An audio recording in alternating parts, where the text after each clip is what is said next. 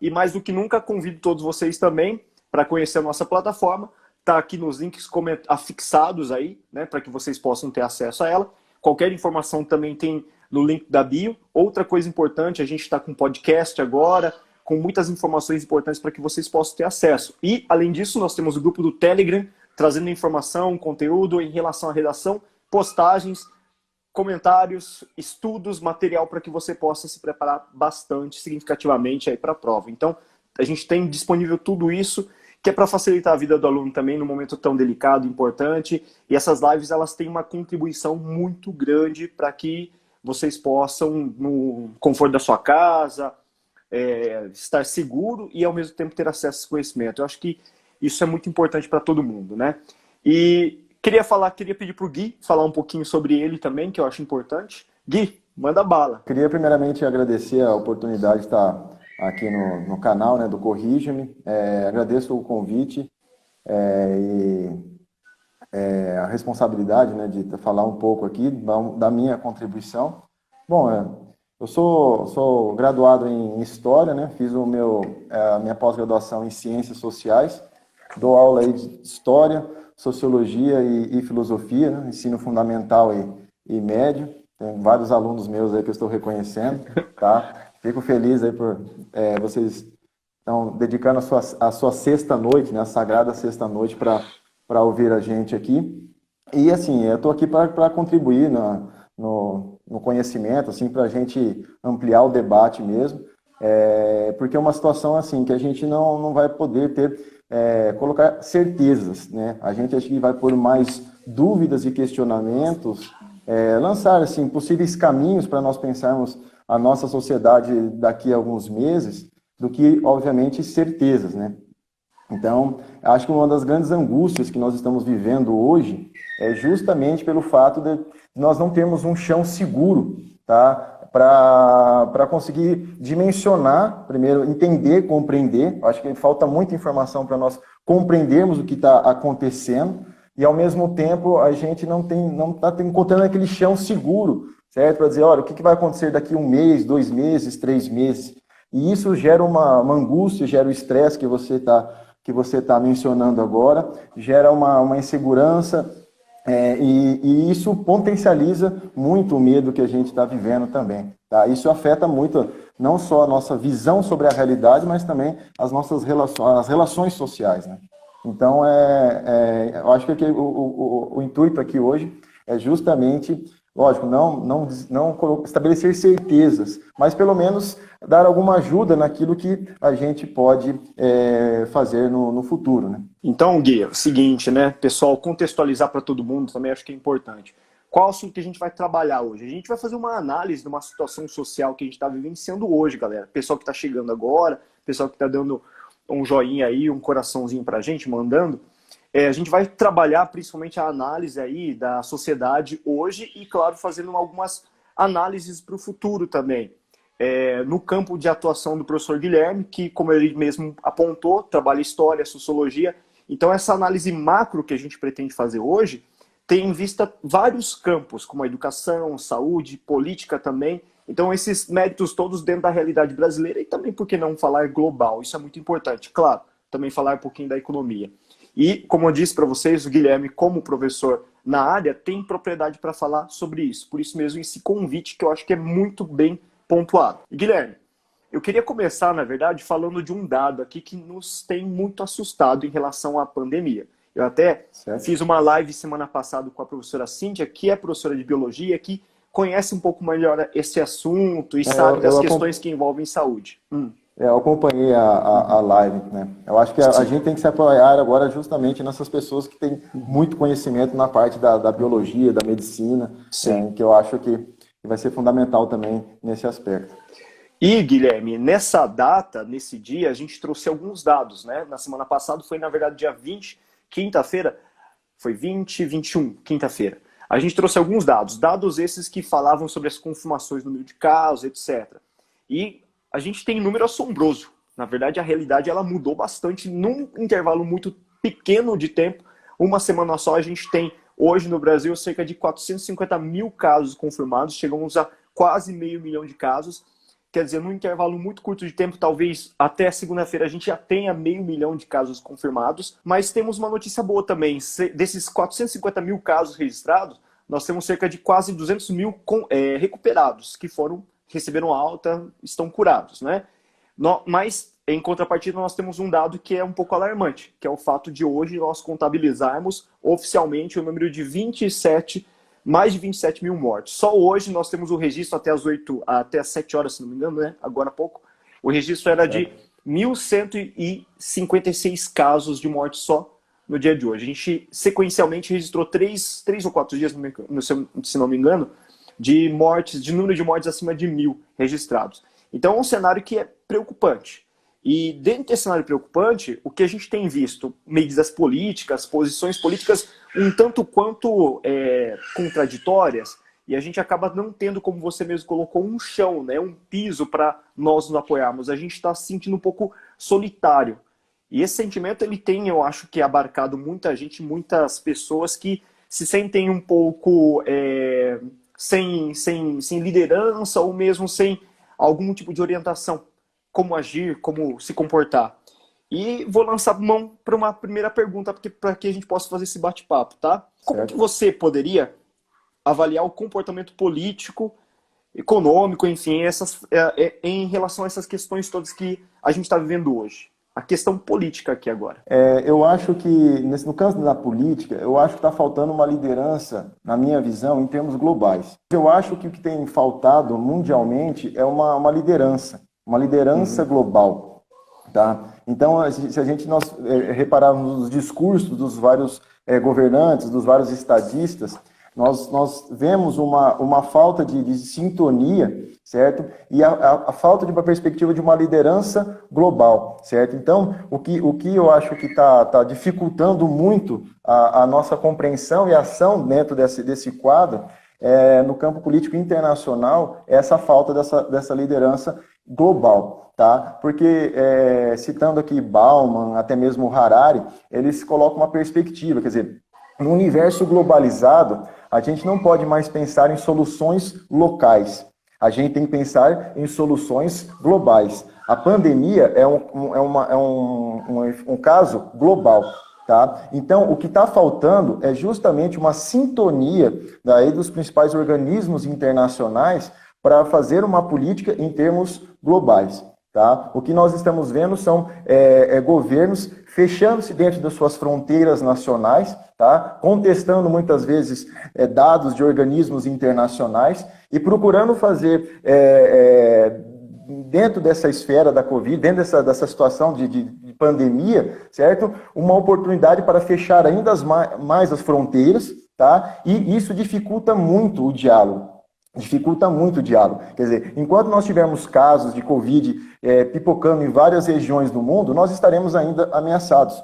Tá? Quer dizer, então a Covid faz nos refletir o seguinte, colocarmos uma perspectiva global, certo? De análise da sociedade, uma perspectiva global de ação, tá? Porque se nós continuarmos ainda presos nessa perspectiva de fronteiras, tá? E aí você dificulta toda a comunicação, certo? Em termos de informação, em termos de ação política, é isso que vai continuar acontecendo. Essa dificuldade de você ter lideranças, de você ter centros em que você possa ali coordenar uma política global de combate ao coronavírus. Eu acho que é necessário ter essa perspectiva. Só que é complicado, né, Gui? Porque você está falando de uma situação que envolve uma polarização política, a gente está vendo que internamente a gente tem essa rachadura, essa visão de não compartilhar o mesmo tipo de perspectiva. E muitas vezes se ignora as recomendações, etc. Então é muito complicado se você pensar numa realidade Brasil que, num âmbito maior, é uma realidade menor, a gente está tendo uma realidade difícil de você consolidar um discurso em comum. Você não tem esse discurso em comum, unindo as pessoas no intuito de agir numa única causa. Né? Eu vejo que até a OMS, com uma série de recomendações que tem tratado, tem tentado gerir a crise, mas ela esbarra justamente nisso, parece que em posições ideológicas, não científicas, certo? É uma leitura que eu posso fazer dessa realidade que você coloca em questão pra gente aí. Concordo com você. Eu acho que a grande dificuldade é que a Covid está sendo extremamente politizada, tá? No sentido assim, você tem discursos que utilizam justamente, pode ser a direita ou a esquerda, tá? Que eu não estou entrando em nenhum mérito ideológico, mas que está justamente usando a pandemia ou explorando a situação que nós estamos para garantir dividendos políticos futuros. Tá? Quer dizer, não só dentro do Brasil, mas fora do Brasil. Você pegar o comportamento do Donald Trump, por exemplo, tá? Ele está justamente utilizando o combate ao coronavírus dentro de uma competição global, dentro de afirmação de uma hegemonia em termos culturais, políticos e econômicos. Quer dizer, você usa uma situação de fragilidade para você vender uma fórmula, certo? Ó, nós estamos na frente dos outros, tá? E ao mesmo tempo usando essas fragilidades globais para afirmar suas fronteiras e estabelecer os parâmetros de dominação em termos mundiais. É isso que está acontecendo. O que você percebe no comportamento de vários governantes é buscar afirmar sua posição enquanto potência, explorando politicamente essa questão do coronavírus. Tá? Quer dizer, é isso que está faltando. Esse é o nosso grande desafio. Agora, é estabelecer essa cooperação em termos globais, e isso exige, certo, não só dos governantes, mas de nós todos, uma nova perspectiva, uma nova leitura da realidade. Tá? O que está acontecendo são polarizações políticas que têm entrado no debate do coronavírus, e aí você tem uma enxurrada de informações falsas, pessoas desafiando o que médicos, que cientistas estão dizendo, tá? E isso acaba confundindo ainda mais, isso acaba dificultando qualquer caminhada dentro de uma perspectiva coletiva, porque agora, na minha visão, o que mais é importante é acender em todos nós essa perspectiva de coletividade.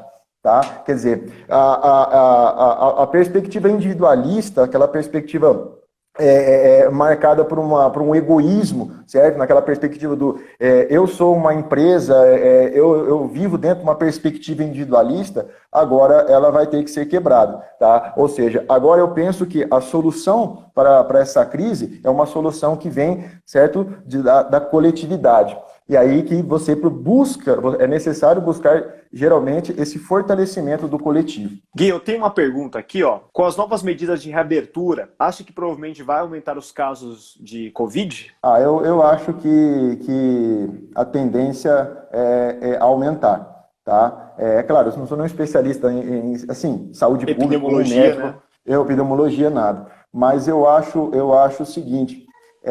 o problema vai ser justamente como vai ser essa abertura. Certo? Então.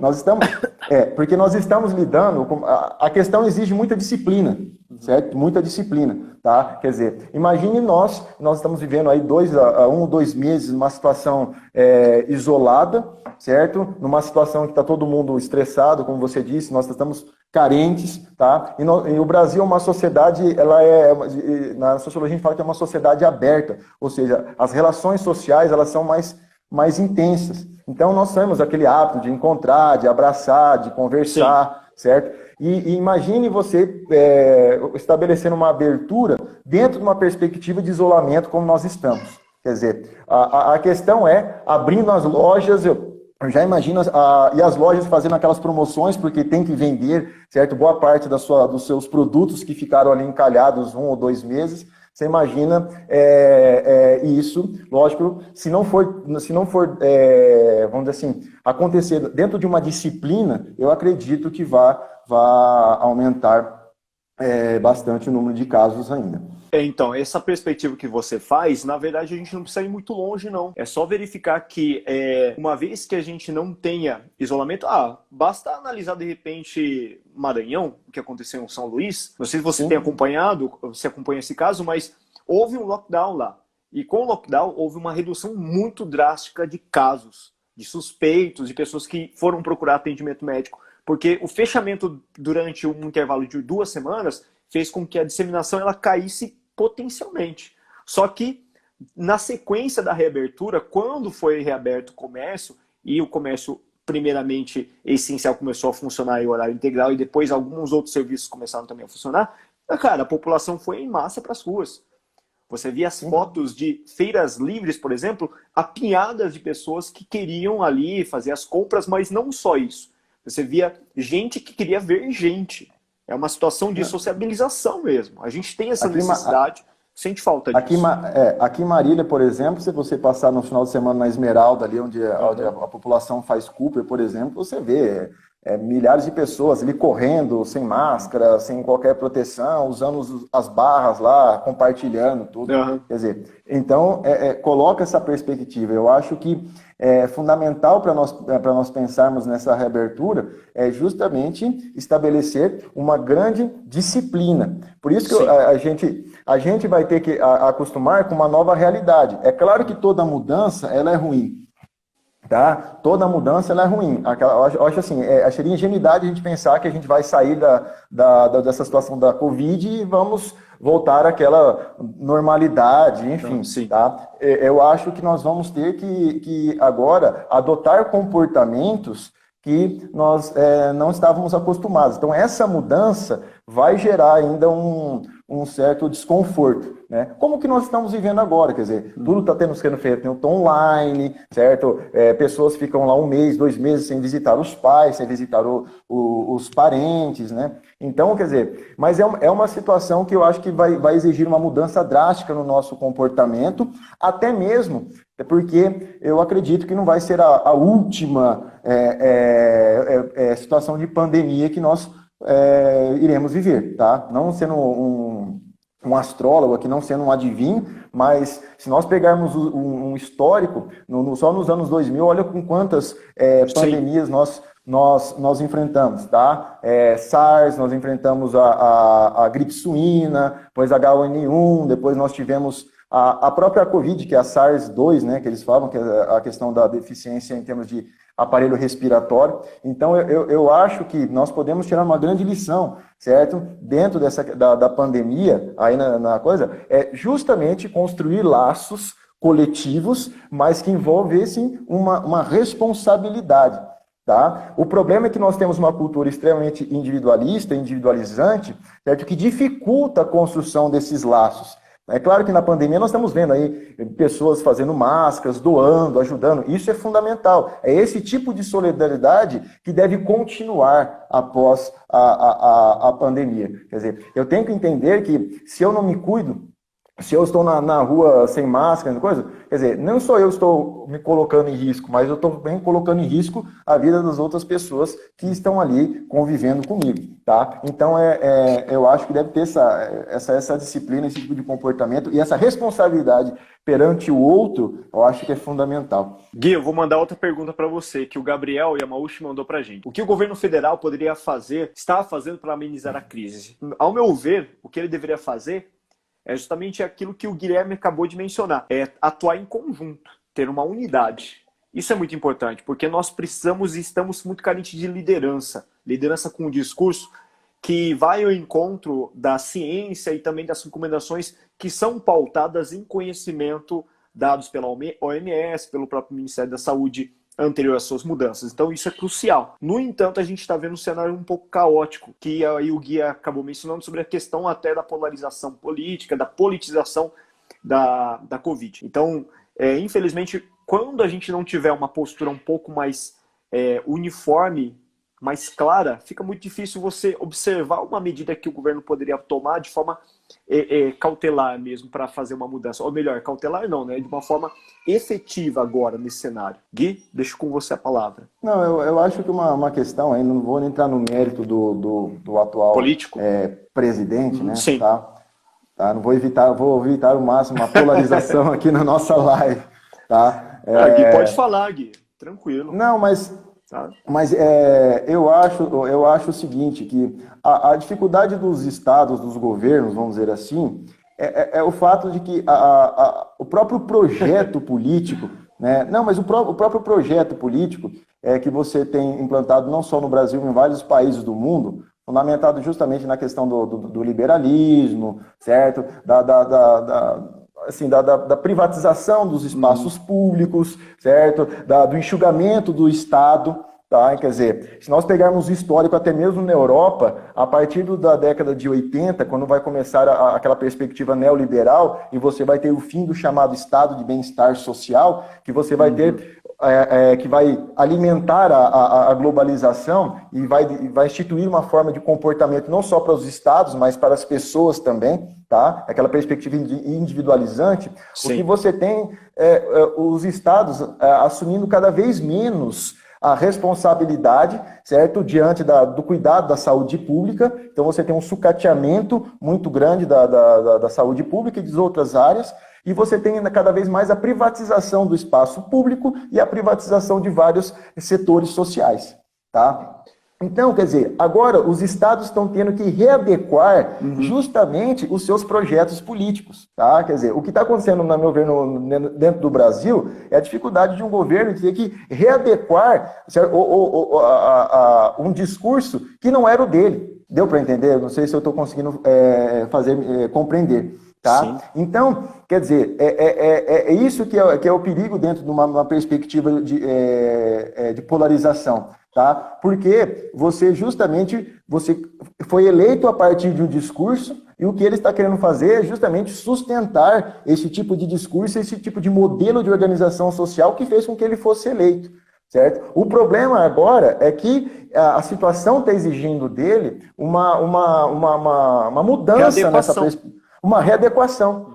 E aí, é lógico que ele está mirando 2022, como os outros políticos também. Né? Não é à toa que agora milhares de políticos que alimentaram essa candidatura que está no poder, certo? Agora, a partir de um tempo para cá, vem abandonando, certo? Vem reafirmando a sua oposição e agora usam da Covid para sustentar suas candidaturas em 2022. Então, eu acho que é isso. Quer dizer, nós precisamos de não uma política de governo, mas uma política de Estado. Eu acho que vai exigir mais a presença do Estado, certo? Então você vai ter que ter uma grande atuação do Estado nos serviços públicos, tá?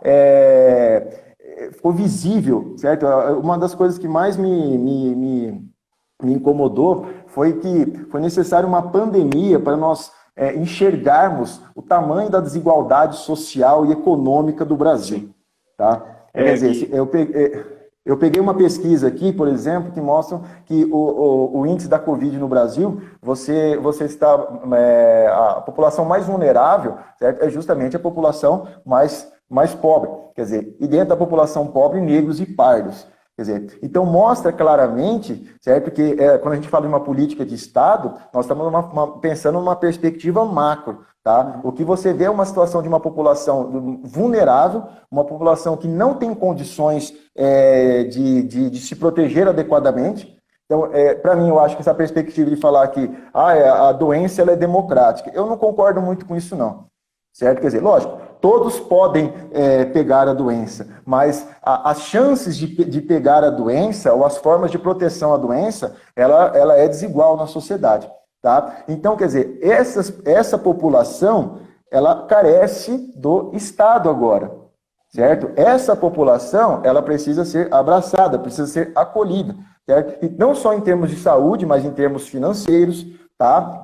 Quer dizer, então, é essa readequação, certo, dessa perspectiva de governo que é necessário que seja feita. Existem algumas medidas públicas que já foram tomadas, como, por exemplo, o próprio auxílio emergencial. No entanto, a gente encontra ainda muitas diversas barreiras para a implementação de fato de um auxílio emergencial que possa atender a maior parte da população, uma grande parte da população. Por exemplo, Gui, há 2 semanas atrás, eu vi uma matéria também, bem interessante, uma pesquisa sobre o número de anônimos no Brasil. Anônimos. Como assim anônimo? Pessoas que não têm nem sequer CPF, cadastro de pessoa física. Porque não tiveram nem sequer a oportunidade de fazer uma certidão de nascimento. Ou seja, elas são invisíveis, não existem. E esses dados mostraram, de acordo com esse pedido de auxílio emergencial, que 200 mil brasileiros são anônimos, não têm certidão de nascimento e não têm sequer CPF. Ou seja, por Estado, essas pessoas não existem. E é o momento, claro, de abraçar essas pessoas sim. Momento de projeto, como você colocou, um projeto de Estado, amplo, democrático, que seja isento de caráter ideológico, caráter político, mas seja pautado num caráter mais solidário, mais empático, que é muito importante nesse momento, porque a gente vive uma situação em que é necessário realmente estender a mão para o próximo e dar ajuda, auxílio. Isso é muito importante. Com certeza. Tem um pensador que é um italiano chamado Giorgio Agamben, ele tem só para a gente ilustrar isso aí que você está falando, ele tem uma concepção do chamado a vida nua, certo? Vida nua é o seguinte, quando você tira do indivíduo o seu caráter de cidadão, ele passa a ter uma existência meramente biológica, certo? Quer dizer, essas pessoas que são invisíveis, eles têm somente o quê? Uma mera existência biológica, certo? Quer dizer, eles não são considerados nem cidadãos, o Estado não sabe que eles existem. E talvez a gente pode perguntar, nem quer saber se eles existem. Tá? Então,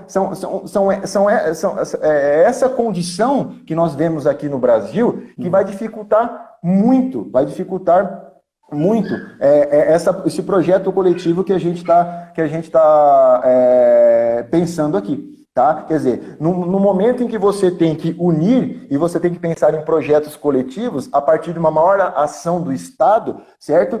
Há discursos na sociedade que buscam ainda reafirmar essas diferenças, tá? E justificando, porque, olha onde eles vivem, certo? Mas também, olha como que eles vivem, certo? Olha o que eles comem, tá? Não tem como, quer dizer, mas vamos pensar a questão justamente das estruturas que alimentam essa desigualdade social e essa desigualdade econômica. Quer dizer, enquanto você tiver essa população vulnerável, tá? Dificilmente nós vamos conseguir pensar numa perspectiva de saída dessa situação. Tá? E o que a Covid potencializou, e eu acho que deixou bem claro para todo mundo, é que esse número de anônimos ela se estende por uma grande parte da população brasileira. Realmente a gente tem uma comunidade miserável em grande escala e a mazela no Brasil, os abismos sociais são muito grandes. Tanto é que o Brasil ele configura em uma das potências que tem uma maior economia, né? O nosso PIB figura entre o nono maior PIB, mas nós somos em segundo lugar em relação à questão da distribuição, má distribuição de renda, os abismos, as diferenças entre ricos e pobres. Ô Gui, tem mais uma pergunta e o pessoal está mandando pergunta, cara. Vocês acham que o rompimento dos Estados Unidos com a OMS pode gerar um problema em escala mundial? Essa é com você, Gui. Então vamos lá. Dudu, é o seguinte, eu acho que cai naquilo que a gente falou no início, dessa dificuldade de você coordenar um projeto global, certo? No enfrentamento da Covid. O que o Donald Trump tem feito, certo? Na minha visão, é aquilo que nós já falamos, era aproveitar a situação da pandemia para reafirmar a superioridade, a hegemonia norte-americana, tá? E como que ele está fazendo isso? Justamente ameaçando a própria OMS. Quer dizer, se vocês não adotarem o discurso que eu quero, eu vou retirar o apoio de vocês. Certo? Quer dizer, ele deu claramente isso, que ele ia cortar a verba destinada dos Estados Unidos, destinada à OMS, caso a OMS ela permanecesse num discurso que fosse contrário, certo, à visão e à ideologia do governante norte-americano. Tá? Porque a perspectiva dele é justamente estabelecer aí, dentro das relações internacionais, o enfrentamento com a China. Não é à toa que vem esses discursos para o Brasil. É culpa dos chineses, os chineses estão comprando a OMS, os chineses criaram uma pandemia para poder vender máscaras, para poder vender respiradores, certo? E aí você tem essa guerra de discursos justamente para desestabilizar e aí que é um dos males dessa perspectiva, dessa politização da Covid. Porque justamente isso dificulta, certo? Quer dizer, o que você tem mundialmente é um tráfico de informações, certo? Mas são informações totalmente desencontradas. São informações, muitas vezes, que nos confundem, tá? Quer dizer, enquanto tiver essa guerra discursiva, certo? Vai ficar extremamente difícil você conseguir pensar numa outra realidade, certo? Numa nova perspectiva de relacionamento, não só nacional, como global. tá? Então, eu penso nessa questão. Gui, vou chamar mais uma pergunta, pode ser? Tranquilo? Essa é do meu colega, professor Guido, está nos acompanhando aqui. O professor Guido, inclusive, tem feito bastante live, cara, de forma muito significativa. Ele tem trazido várias pessoas também nesse esquema de entrevista, e esse tempo atrás ele trouxe um médico para tratar desse assunto da Covid também, assim como várias outras pessoas de influência. Então, eu recomendo que vocês acompanhem, sigam o Insta dele também, que ele tem uma proposta bem bacana de trabalhar esse diálogo, tá? Olha a pergunta dele, Gui. Qual a relação entre homem e vírus, pandemia, daqui para frente na questão da pós-pandemia? Inclusive, é o que a gente ia comentar, né, também, né? Só fazer um parênteses, que eu também estou estreando nas lives aqui, tá? Graças aí ao Ricardo, a gente É nóis, cara. tá mergulhando nessa... os novos tempos, né? A gente tem que se adaptar à nova realidade, a gente pode falar isso aqui depois. A questão do como que vai ficar a relação do homem-vírus, tá? A grande perspectiva, eu estava lendo uma entrevista numa monja chamada Monja Cohen. Ela está sempre conversando, sempre dialogando nos cafés filosóficos com o Mário Sérgio Cortella. E é uma coisa interessante que ela fala, quer dizer, quando nós pegamos uma perspectiva histórica, nós não estamos enfrentando a primeira grande pandemia. Tá? Se nós pegarmos lá a peste negra, depois nós pegarmos os vários casos na história de pandemias, depois nós temos aí mais para o século XX a gripe espanhola, enfim, a primeira questão que nos deixa angustiado é o fato de que nós nos sentimos agora, vamos assim, perdemos aquela perspectiva de segurança. Tá? Perdemos agora aquela perspectiva de segurança. Isso, por um lado, vai ser bom, certo? Caso, se nós aproveitarmos esse momento para já estruturarmos um futuro, certo? Mas, vamos dizer assim, estarmos mais preparados. Por quê? Eu não sou, assim, um biólogo, nem assim, do campo da medicina, mas, por exemplo, o fato de você ter... cada vez mais, assim, o fato de você ter novas pandemias, novos vírus, isso não está descartado. Eu acho na minha visão, tá? Quer dizer, nós não vamos enfrentar a última pandemia. Por quê? Porque, na verdade, você tem... o vírus, ele é mutável, certo? Quer dizer, o vírus, ele é mutável. Então, por exemplo, do contato do homem com o meio ambiente e da própria degradação do meio ambiente pelo homem, certo? Que um dos fatores também que está ligado à questão do coronavírus é justamente o fato da questão ambiental, ou seja, o desequilíbrio ambiental provocado pela exploração do homem fez justamente que esse contato entre natureza e homem, ela entrasse em um desequilíbrio. Tá? Então, quer dizer, o coronavírus aí, ele é mais um vírus que se instalou no homem, sofreu mutações e ele está fazendo esse estrago. Tá? Agora, eu acho que vai ser fundamental o desenvolvimento maciço em pesquisas, depois da Covid. Tá? E não só a pesquisa, certo? Mas pensar em formas de relação homem e natureza muito mais saudável. Eu acho que a Covid ela tem uma perspectiva positiva de futuro, tá? É justamente a perspectiva de buscarmos novas formas de organização social, novas formas de relação com o meio ambiente, tá? Novas formas de relações econômicas e sociais que permita ali uma forma mais saudável de vida. Tá? Quer dizer, aquela normalidade que a gente tem saudade foi a normalidade que produziu essa situação. Então, quer dizer, que normalidade era aquela que nós estávamos vivendo? Deu para entender? Quer dizer, agora eu acho que buscar aquela velha normalidade, eu acho que é inútil. Tá? A questão é, a partir dessa situação, como produzir uma nova normalidade, certo? Uma normalidade muito mais saudável, muito mais estável, certo? Buscar uma relação, uma interação social muito mais saudável, uma forma de viver muito mais saudável, certo? Agora, 100% seguro, isso nós nunca vamos ficar, tá? Quer dizer, a segurança, a plena segurança, para mim, era uma falsa sensação que a gente tem.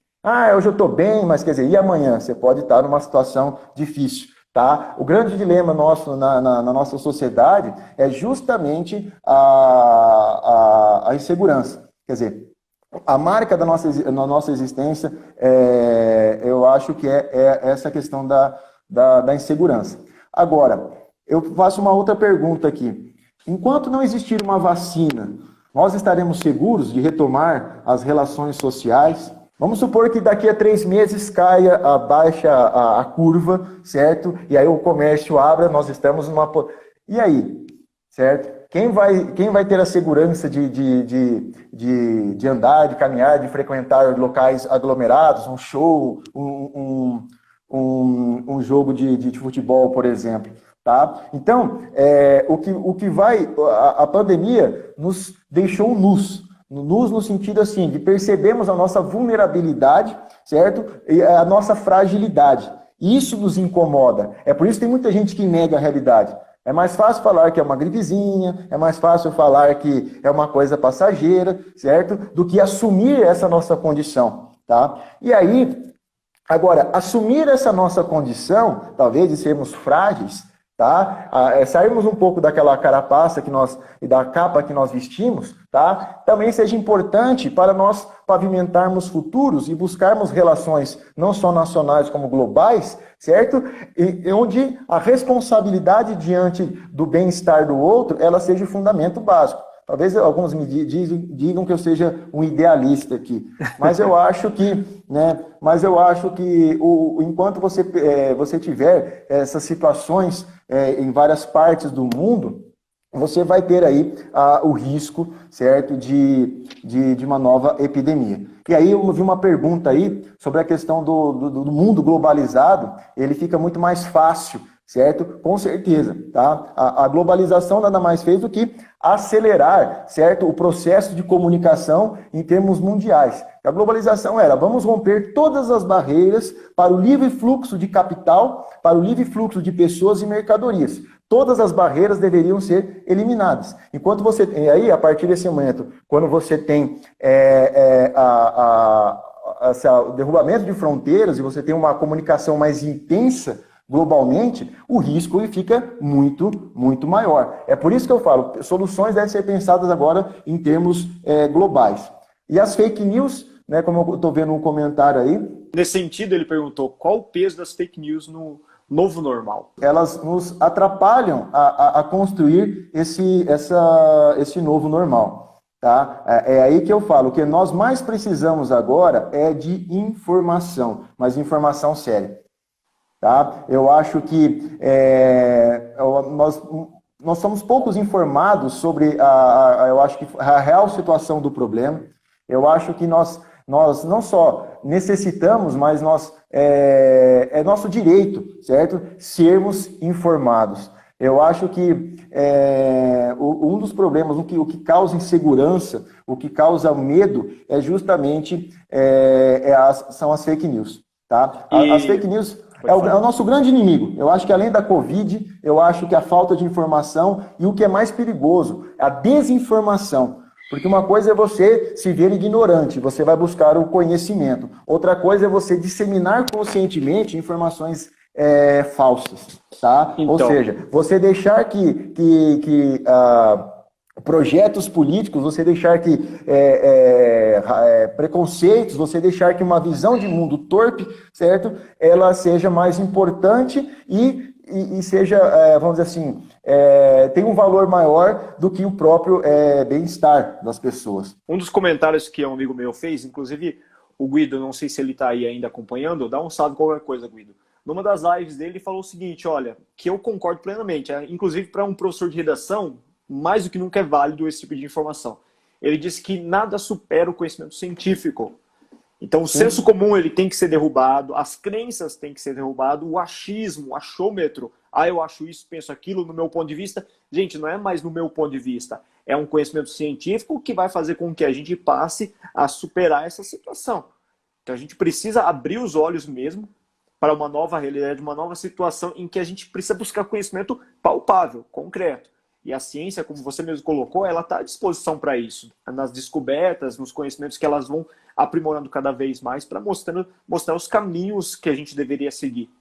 E ela não pode ser ignorada, não pode ser colocada em segundo plano. Ela deve estar num primeiro plano, num projeto de Estado, até para orientar esse projeto de Estado a ter uma efetividade maior.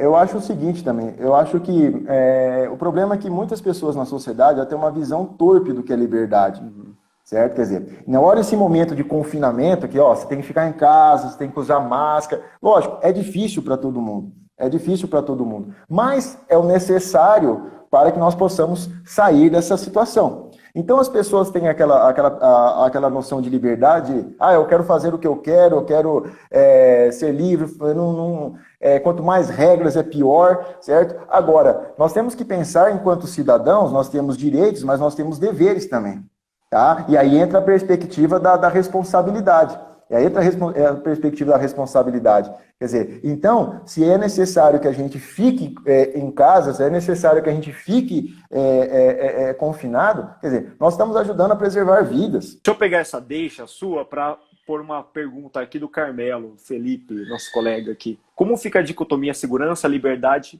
pós-pandemia, nessa análise que a gente pode fazer do futuro? Olha, eu acho o seguinte, que se a pandemia for utilizada dentro de uma estratégia de um projeto político de poder, tá? Isso para mim é um dos grandes males.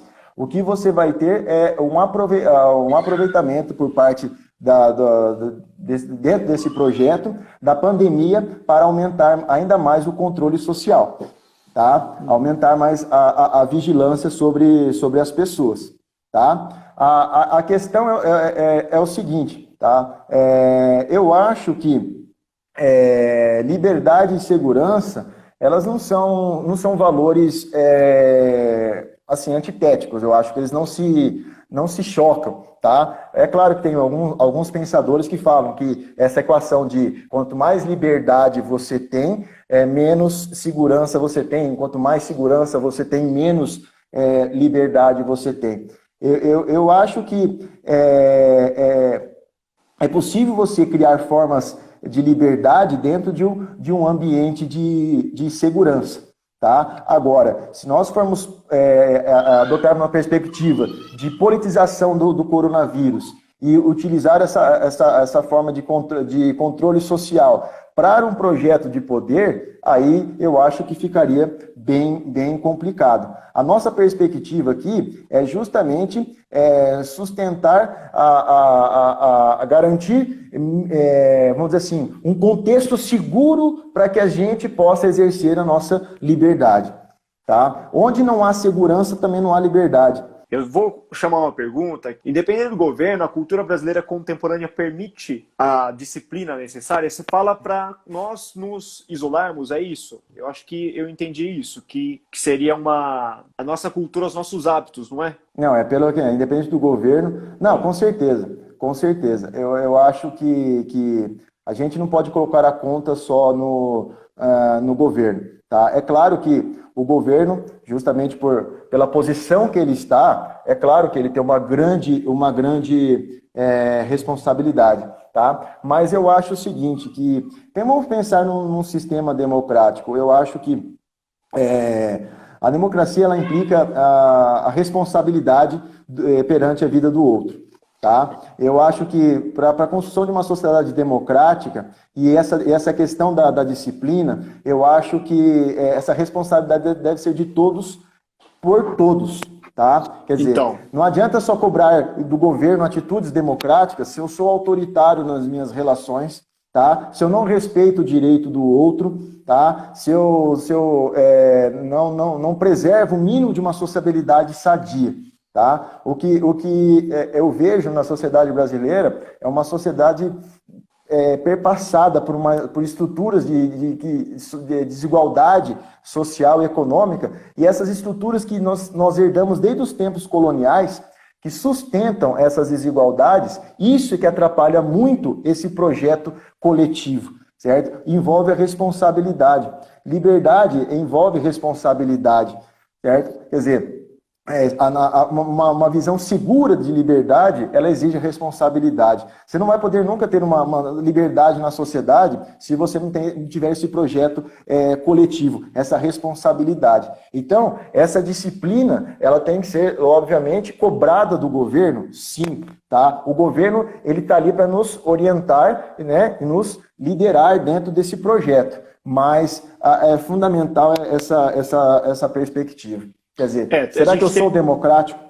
A gente tem que ter um coletivismo agora, nesse momento. Pensar coletivamente, não só no próprio nariz. Mas a gente também tem uma influência muito forte desse pensamento capitalista, neoliberal, que faz com que a gente busque só o nosso conforto. Eu gostaria de fazer alguns agradecimentos no final, Gui. Agradecer principalmente a professora Elis, que é uma parceira nossa, que sempre está divulgando nosso trabalho também. Ao Persona Cursos, a molecada que assiste também acompanha bastante a gente. O Colégio Objetivo lá de Itupeva, assim como o Colégio Claxon, o cursinho Poli também, que tem efetivado participação muito bacana com a gente. O pessoal lá de Santa Cruz, tanto do Objetivo quanto do Colégio Camões, meu amigo Guido dá aula lá, inclusive, né? E por último, o Colégio Hotel de Ipauçu e todo mundo que pôde participar, os nossos colegas, amigos. Colégio Lembrando Lumen, Garça. Colégio Lumen, com certeza. Pessoal do Esquema que está aí, pessoal que pôde participar desse evento nosso aqui, tá? E olha, Gui, eu tenho somente 1 minuto e 40 restante para você se despedir do pessoal e dar um salve. Bom, eu queria primeiramente, então, agradecer a oportunidade. Não sei se consegui responder as perguntas e contribuir a contento. Vem de novo, vem de novo. Mas, eu coloco à disposição aí de vocês, tá? No que vocês precisarem, no que puder contribuir, tá? Mas o fundamental é que a gente lançou questões e que essas questões movam-nos para um futuro melhor. Não só um futuro longe, livre de coronavírus, certo? Mas um futuro em que a gente consiga estruturar uma sociedade melhor, certo? Mais igualitária, mais democrática. E eu acho o seguinte, o que nós temos que perceber é justamente que essa desunião global ela é um dos principais inimigos no combate ao coronavírus. O que nós temos no mundo, certo? O que eu estou percebendo é justamente, em vez de solidariedade, você tem xenofobia, isolacionismo, desconfiança, tá? O que tem sido alimentado é justamente perspectivas que alimentam essa zona de insegurança e dificultam perspectivas de construção de um futuro melhor. Tá? Então, acho que seria esse o meu recado final. Agradeço aos meus alunos, agradeço as novas amizades que fiz aí. Beijo, tchau. Fui, valeu, galera. Falou, Obrigado, valeu.